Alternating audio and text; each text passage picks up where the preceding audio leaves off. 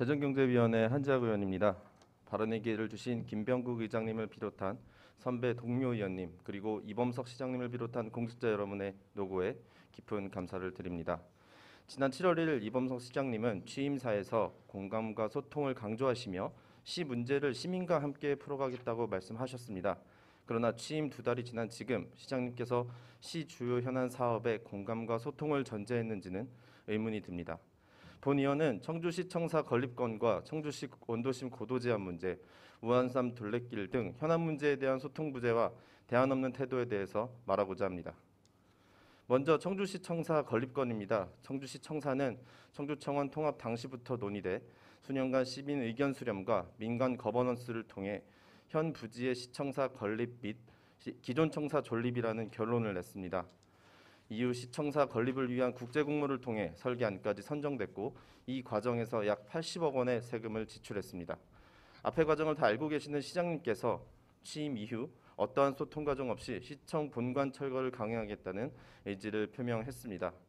지난 8월 진행된 청주시 현안에 대한 정책 토론회에서 청주시는 구 청주시 청사는 비용 대비 효율성, 경제성이 현격히 떨어지고 일본의 여러 형상을 모방한 콘크리트 구조물일 뿐이라는 의견을 냈습니다. 이어 문화재청의 문화재 직권 등록 시 행정소송을 준비하겠다고도 말했습니다. 공공기관의 정책 결정에는 효율성과 경제성보다 신뢰와 연속, 소통과 거버넌스가 중요합니다. 만약이라도 청주시 청사 문제를 전면 재검토한다면 기존에 진행된 모든 사안에 대해 부정할 것이 아니라 시청사 문제를 재검토하게 된 이유와 과거 시청사 건립 과정에 소요된 비용에 대한 설명과 입장, 여론 수렴 등 소통과 대안이 우선되어야 합니다. 유예 과정을 거치지 않고 효율성과 경제적 가치를 들어 소송을 불사하겠다는 청주시의 태도는 지금 한국 사회에서 실종된 정치의 역할과 사회 모든 의제의 사법화를 부추기는 꼴입니다. 다음은 청주시 원도심 고도 제한 문제입니다. 원도심 고도 제한은 오래된 원도심의 무분별한 난개발을 막고 역사문화 도시로서의 청주시의 위상을 올리기 위한 방편으로 시행하고 있습니다.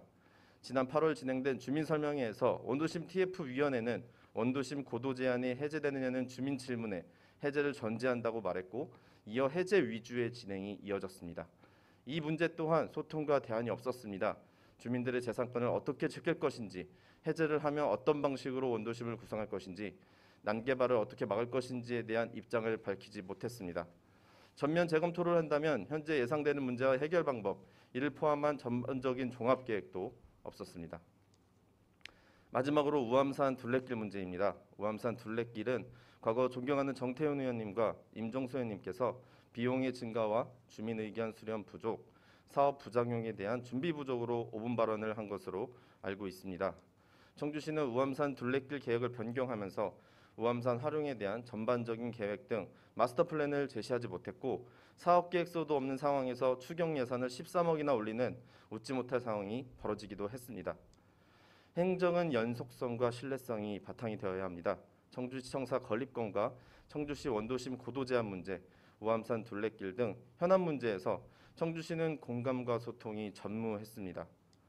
기존에 진행되고 있는 공약을 철회하거나 수정할 시 명확한 이유와 대안, 여론을 수렴해 한 발 한 발 나아가야 합니다. 이런 과정 없이 성급하게 진행될 때 나오는 피해와 부작용은 오롯이 청주 시민의 몫입니다. 시장님께서는 앞으로 시정에 있어 취임사에서 강조하신 소통과 공감을 전제로 시정을 펼치시기를 촉구하며 이상 5분 발언을 마치겠습니다. 경청해 주셔서 감사합니다.